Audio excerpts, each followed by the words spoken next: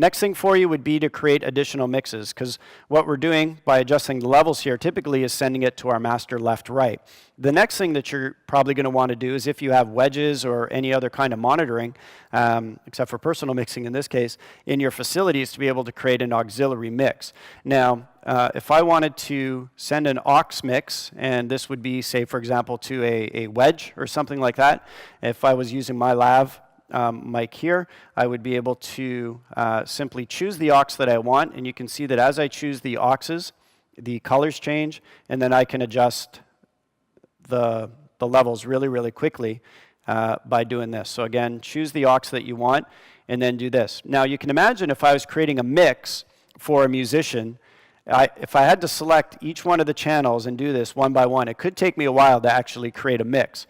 It could take me longer to be able to adjust something, because you know every musician asks you, hey, can I get more of this, less of this, more of this, less of this, to be able to find the channel and then find the aux and then adjust the level. So what we have is a function called sends on fader, and there's a button there on your console, and when you choose an aux and then hit the sends on fader button, you'll notice that your faders flip, and these now become the amount of each channel that you're sending into the aux. So now I'm adjusting each one of the levels for aux 1. If I go to the bass player, maybe he's on aux 2, I hit that, I now have his mix. And then let's go back to aux 1, which was the lead singer in this case. We'll go back. She says, I need more me. I just pull her back up, and then I go back, and now I'm mixing front of house again. So very fast to be able to move around and do your mixes. If you're doing a matrix mix for broadcast or anything like that, you simply hold the two auxes together, hit that, and that will bring you into the matrix sends instead. So again, 1 tap for your auxes, 2 taps for your matrices. Very, very easy to move around. Next, let's move over to effects really, really quickly. And I'm going to pull up the effects. And we have 6 stereo effects processors that are in here. And again, the effects button is right underneath the screen on the right-hand side, if you want to pull that up. And typically, most people are going to use a reverb and a delay. And that's what is set up here in the sanctuary as effects that they use.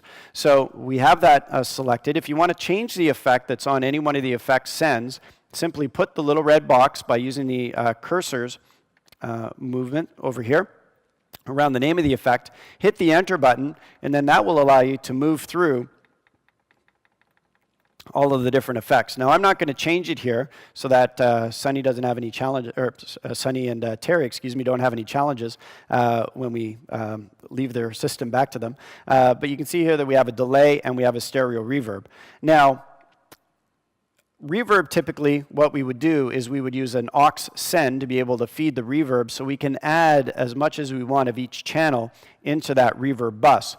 So to select your insert source, and again, you're following the signal path of the audio from the left-hand side and you're going out to the right-hand side. So if I go to my insert source and I change this, you can see that I could insert that reverb directly on a channel, or I could use the aux out. So if I go to the aux out, you can see that it's set for aux 16 here.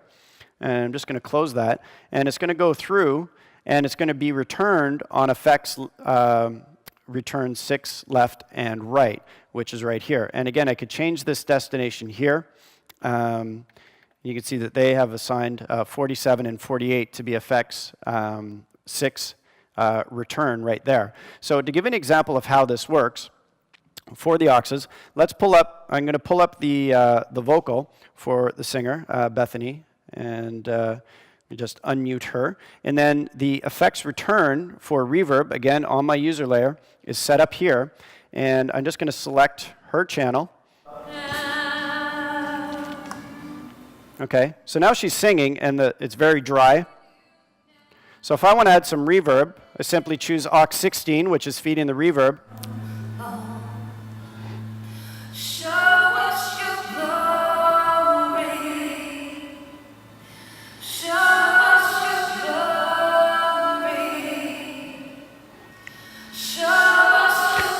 And then we have delay here as well.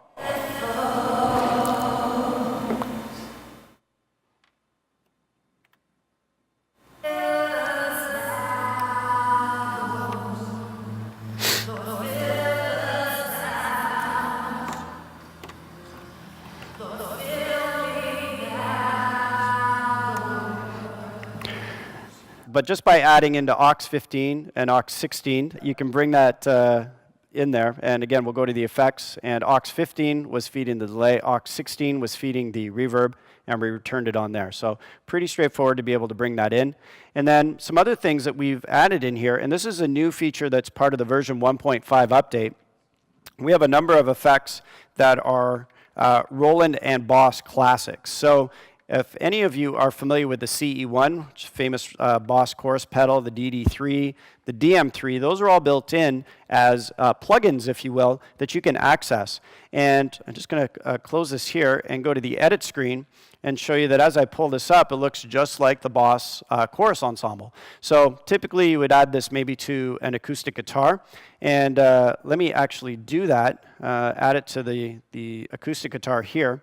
And we have the ability, it's already patched to the guitar that's here, and that is guitar number 1.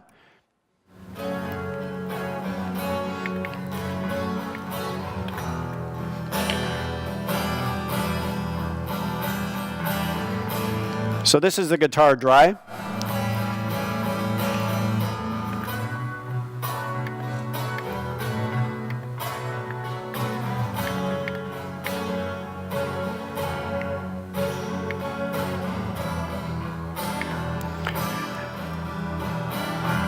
Getting a little extreme with it so you can hear it.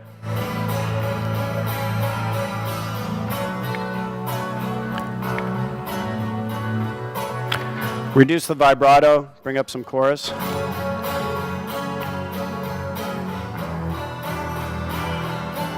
So again, lots and lots of different effects, and you can use those just like seasoning when you're cooking. Add as much to taste as you like.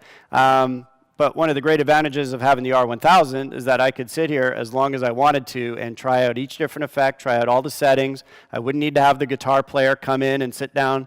Hey, let's work on your effect for 6 hours Monday night. He's not really going to be into that. So the R1000, I could play it in context with the song. Then I could bring it up in the mix, hear how that chorus fits in with the rest of the instruments and things like that as well. It's really, really a powerful tool, and having it built in the system is a really wonderful thing. So those are some of the effects. We also have 12 dedicated graphic EQs for those of you that have to adjust for the front of house, though typically your integrator is going to come in, set those EQs, lock those down so that your house sounds properly EQ'd every time. But for wedges and things to fight feedback, you do have the ability to use the 31-band graphics. And they're really fun to use and very easy as well. If we go into the edit screen here, we can put the frequencies of the EQs onto the faders. Okay? So just by hitting the on fader button, I'm now adjusting how much of each EQ. And these faders, as you can see, are touch sensitive. So as I grab them, the red box moves to that particular frequency. So I know that this is 1K.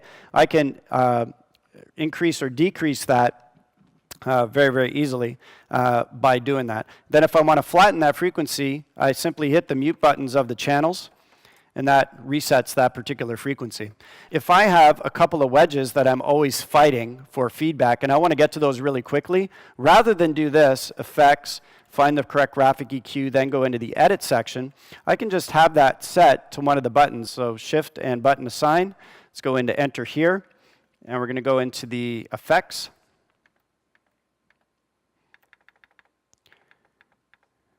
There we go.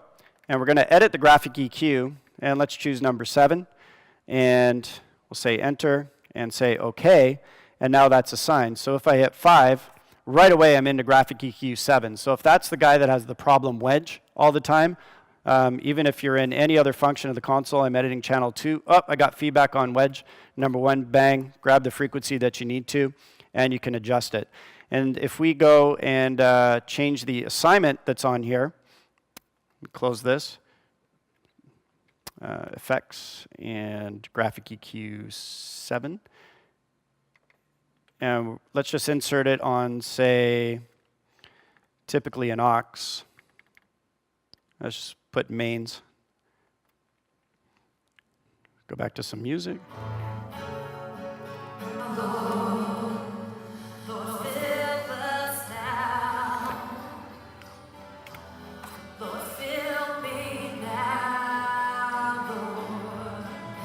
We need Can you guys see the RTA, the real-time analyzer?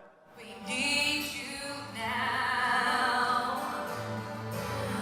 We need you now.